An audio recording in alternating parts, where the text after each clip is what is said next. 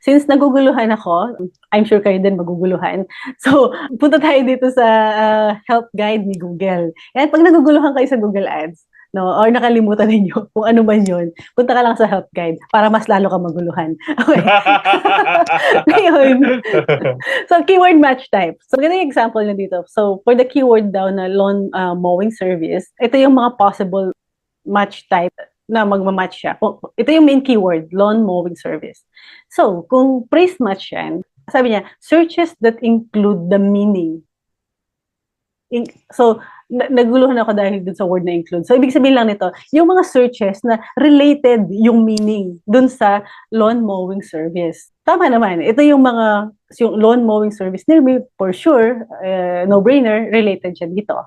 And hire company to mow lawn. Tingin mo, related ba siya? Yeah. Kasi, Yes. I'm offering lawn mowing service. So, someone is searching, a user is searching for hire a company. So, the intent is there. And then, related sila. So, ganun siya. And then, landscaping service to cut grass. Again, malayo siya, di ba? Lawn mowing service. Pero, related kasi sila. Lawn mowing service ako. So, ito yung ginagawa ko. So, kita mo yun, even yung ginagawa mo as part ng service mo. Kaya yung include or related. So, lawn mowing service, lahat ng related na keyword sa kanya, matitrigger yung ads mo. Ngayon.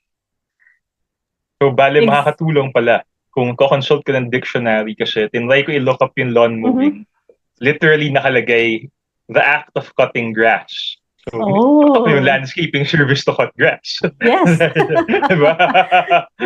Pero pwede mo din i-consult si ChatGPT pag hindi ka sure. True. Diba?